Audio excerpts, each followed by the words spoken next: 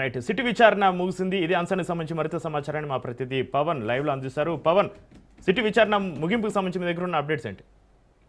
అయితే మాజీ సీఎం కేసీఆర్ సిట్టి విచారణ మాత్రం ముగిసింది. దాదాపు 4.5 గంటలకు అంటే పైగా కూడా ఒక విచారణ కొనసాగింది. 4.5 గంటల పాటు కూడా సిట్ అధికారులు పలు ప్రశ్నలు వేసి సమాధానాలు కూడా రాబట్టినట్టుగా తెలుస్తుంది.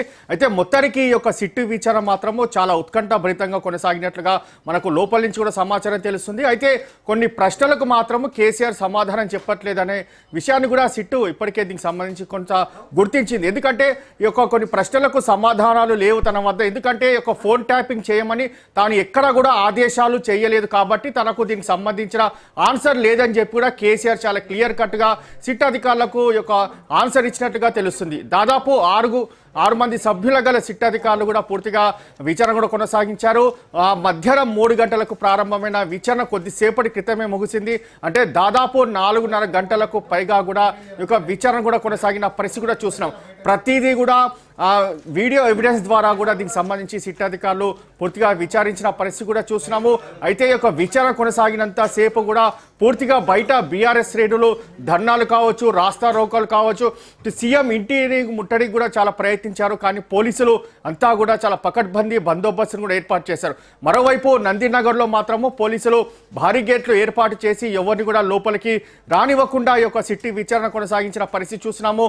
హైదరాబాద్ అడిషనల్ సిపి విజయ్ కుమార్ ముఖ్యంగా ఇందులో సిట్టుకు సంబంధించిన ఆధ్వర్యంలోనే పూర్తిగా ఈ యొక్క విచారణ కొనసాగింది.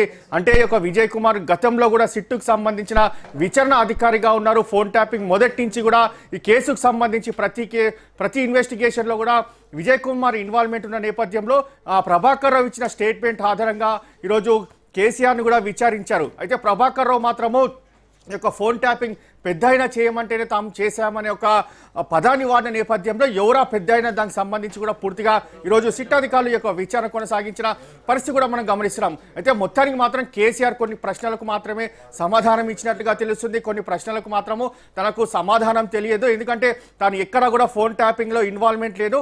కేవలం మీరు నోటీస్ ఇచ్చిన నేపథ్యంలో ఒక పౌరుడిగా ఒక విచారణకు హాజరయ్యాను తప్ప ఎక్కడ కూడా తను ఎవరికి ఆదేశాలు ఇవ్వలేడని మాత్రం చాలా కరాఖండిగా సిట్ అధికారులకు సమాధానం చెప్పినట్లుగా మనకు సమాచారం తెలుస్తుంది. అయితే ఈ నేపథ్యంలో మాత్రం దీనికి సంబంధించి ప్రతి వీడియో ఎవిడెన్స్ కూడా ఇప్పటికే దీనికి సంబంధించి రికార్డ్ చేశారు. రేపు కోర్టులో కూడా ఇదే వీడియో ఎవిడెన్స్ కూడా దీనికి సంబంధించి సమర్పిస్తారు. ఎందుకంటే ఇప్పటికే దీనికి సంబంధించిన 3 ఛార్జ్ షీట్లు కూడా కోర్టులో దీనికి సంబంధించి సమర్పించారు. దానికి కోర్టులో కూడా ట్రయల్స్ కూడా నడుస్తున్నాయి. అయితే ప్రభాకర్ ఎలాంటి దీనికి సంబంధించి ఎవిడెన్స్ ఇచ్చారు వాటన్నిటిని కూడా కేసీఆర్ ముందు పెట్టి విచారించారు. మరోవైపు ఒకవైపు కేటీఆర్ కావచ్చు, అంతేకాకుండా హరీష్ రావు, సంతోష్ రావు వీరందరినీ కూడా విచారించిన నేపథ్యంలో కూడా కొన్ని వాటి మధ్యలో కొన్ని క్వశ్చన్స్ కూడా కేసీఆర్ ముందు పెట్టి విచారించారు. అయితే ఒక విచారణకు ముందుగానే సీఎం కేసీఆర్ అంటే మాజీ సీఎం కేసీఆర్ లీగల్ ఒపీనియన్స్ పూర్తిగా ఇందులో సిట్టు విచారణ ఏ విధంగా ఎదుర్కోవాలి, అంతేకాకుండా కేటీఆర్ని ఎలాంటి క్వశ్చన్స్ అడిగారు, హరీష్ రావుని ఎలాంటి క్వశ్చన్స్ అడిగారు,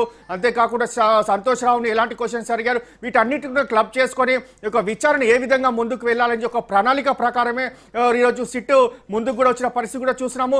అదే విధంగానే కేసీఆర్ దీనికి సంబంధించి ప్రణాళిక ప్రకారమే సిట్టు విచారణకు కూడా హాజరైన పరిస్థితి కూడా మనం చూసినాము. చాలా ఉత్కంఠభరితంగా కొనసాగిన ఈ యొక్క సిట్టు విచారణ మాత్రం కొద్దిసేపటి క్రితం ముగిసింది. అయితే ఇప్పుడు సీఎం కేసీఆర్ మీడియాతో మాట్లాడతారా లేదా అనేది మాత్రము మరికొద్ది సేపట్లో కూడా క్లారిటీ వచ్చే అవకాశం కూడా కనిపిస్తుంది. మొత్తానికి మాత్రం ఈ సిట్టు విచారణ 4.5 గంటల పాటు కూడా కొనసాగిన నేపథ్యంలో బయట మాత్రం బీఆర్ఎస్ శ్రేణులు ఇదంతా కూడా ప్రభుత్వం కక్షపూరితంగానే ఈ యొక్క విచారణ కొనసాగిస్తుంది. కేసీఆర్ ఇన్వాల్వ్మెంట్ లేకున్నా కూడా ఎందుకు కేసీఆర్కి నోటీసులు ఇచ్చి విచారణ కొనసాగిస్తుందని మాత్రం ప్రధానంగా బీఆర్ఎస్ సంబంధించిన పార్టీ శ్రేణులు కూడా పెద్ద ఎత్తున నినాదాలు చేశారు. సీఎం డౌన్ డౌన్ అంటూ కూడా దీనికి సంబంధించి దిష్టి బొమ్మను కూడా తగలబెట్టిన పరిస్థితి కూడా చూస్తున్నాం. మొత్తానికి ఓవరాల్ గా మాత్రము ఈ యొక్క సిట్టు విచారణ ముగిసిన దాని తర్వాత బీఆర్ఎస్ శ్రేణులు కూడా కొంత ఊపిరి పీల్చుకున్న పరిస్థితి కూడా మనం చూసినాము. అయితే ఈ యొక్క విచారణ మరోసారి ఉంటుంది, అప్పుడు మాత్రం అందుబాటులో ఉండాలని చెప్పి కూడా చివరిగా సిట్ అధికారులు కేసీఆర్కి చెప్పినట్లుగా తెలుస్తుంది. తాము ఎప్పుడు పిలిచినా విచారణకు హాజరు కావాలని మాత్రం ప్రధానంగా సిట్ అధికారులు చెప్పినట్లుగా తెలుస్తుంది. అయితే దీనికి మాత్రం సీఎం కేసీఆర్ ఇంకా తన నివాసము నందినగర్ కాదు, ఏదున్నా సరే ఎర్రవల్లికి సంబంధించి తన ఫామ్ హౌస్కే ఏ నోటీస్ అయినా సరే ఎలాంటి విచారణకైనా సరే తను అక్కడ అందుబాటులో ఉంటాను, ఇక్కడి నుంచి ఇక్కడ అందుబాటులో ఉండనని మాత్రము చెప్పినట్లుగా మనకు సమాచారం తెలుస్తుంది. అయితే మొత్తానికి ఓవరాల్గా చూస్తే మరి కొద్దిసేపట్లో అసలు ఈ యొక్క విచారణ ఏ విధంగా కొనసాగింది, సీఎం కేసీఆర్కి సంబంధించి మీడియాతో మాట్లాడతారా లేదా అనేది మాత్రము మరికొద్దిసేపట్లో క్లారిటీ వచ్చే అవకాశం కూడా కనిపిస్తుంది. అయితే పవన్, మా సిట్ అధికారులు కేసుని మరోసారి విచారించే అవకాశం ఉంటే ఎప్పుడు విచారించే అవకాశం ఉంది, మరోసారి నోటీసులు పంపించే అవకాశం ఉందా? అయితే ఈ యొక్క విచారణ మాత్రం ముగిసిన దాని తర్వాత ప్రతి ఒక్కరు ఎవరైనా విచారణకు హాజరైతే మాత్రం మరోసారి విచారణకు పిలిస్తే తమకు అందుబాటులో ఉండాలి అనేది మాత్రం ప్రధానంగా ఇటు సిట్ అధికారులు అందరికీ కూడా చెప్పిన పరిస్థితి కూడా మనం గమనిస్తున్నాము. అదే తరహాలో మాజీ సీఎం కేసీఆర్ కూడా ఇదే యొక్క ఎప్పుడు పిలిచినా రావాలి, అందుబాటులో ఉండాలి అనేది మాత్రము సిట్ అధికారులు చెప్పినట్లుగా తెలుస్తుంది. అయితే మరి ఎప్పుడు పిలుస్తారో, మరోసారి నోటీస్ ఇస్తారా లేదా అనేది మాత్రము మరికొద్దిసేపట్లో క్లారిటీ వచ్చే అవకాశం కూడా కనిపిస్తుంది. అయితే సిట్టుకు సంబంధించిన విచారణ ఎలాంటి అంశాలపైన అంటే ఆ ఎస్ఐబి చీఫ్ ప్రభాకర్ ఇచ్చిన స్టేట్మెంట్ ఆధారంగా దీనికి సంబంధించి పూర్తిగా కొన్ని ఎవిడెన్స్ని పెట్టి విచారించారు. అంతేకాకుండా ముఖ్యంగా చూస్తే పంజాగుట్ట పోలీస్ స్టేషన్లో ఈ యొక్క ఫోన్ ట్యాపింగ్ సంబంధించిన డివైస్ కావచ్చు, హార్డ్ డిస్క్లు అన్ని కూడా పూర్తిగా ధ్వంసం చేశారనే దానిపైన కూడా కేసు నమోదైన దాని తర్వాత ప్రణీత్ రావును అరెస్ట్ చేశారు.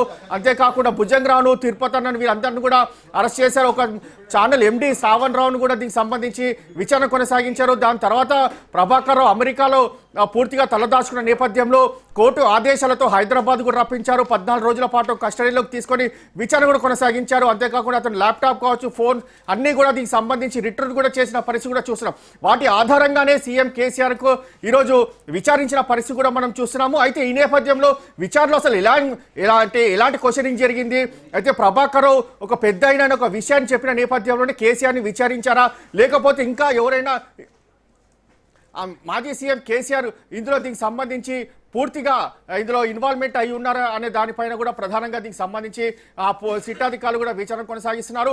అయితే మాజీ సీఎం కేసీఆర్ సంబంధించిన నేపథ్యంలో మరోసారి ఎప్పుడు విచారణకు హాజరవుతారు అనేది మాత్రం మరి కొద్దిసేపట్లో క్లారిటీ వచ్చే అవకాశం కూడా కనిపిస్తుంది. రైట్.